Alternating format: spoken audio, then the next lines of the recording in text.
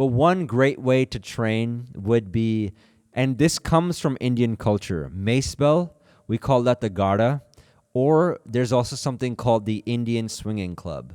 Now, I can briefly just look up the Indian Swinging Club so you guys have an idea. I was going to bring mine, but let's see. Indian Swinging Club. Let's see what comes up. Yes. So things like this right here. These were, I don't know how well you guys can see that, but basically these are things you swing for your shoulder, and they are so good at training the shoulder and the back. Yes, look at how much this is.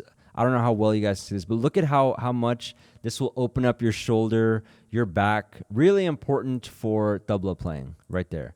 So look into that. There's just a lot of ways to train besides just going and just lifting weights and doing that. But definitely look into Indian club swinging. It's fantastic for, your shoulders and all that. And one reason I also talk about weightlifting, why I'm not the biggest fan, and this is just a really short personal story, is so I played tabla a good bit. I didn't practice a lot when I was younger. I was hunched forward a lot, looking down, making sure my clarity was there and all that.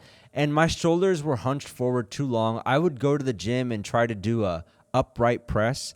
And what happened is because I'm so hunched forward, my shoulder, I think, came out of its socket and I tore a tendon.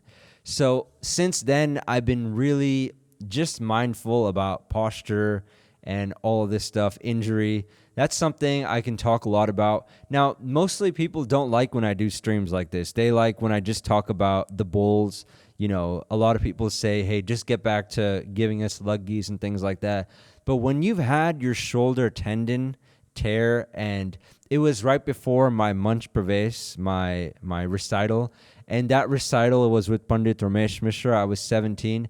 That was a very stressful time in my life. So if someone had made content about fixing your shoulder for tabla playing, Indian club swinging, all that stuff, I would have been very grateful.